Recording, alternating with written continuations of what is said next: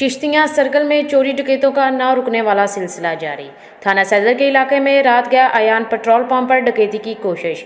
मजाकमत करने पर petrol pump के गार्ड ने फायरिंग कर दी, जिसकी वजह से डकैती करने के लिए आने वाला डाकू जख्मी हालत में फरार।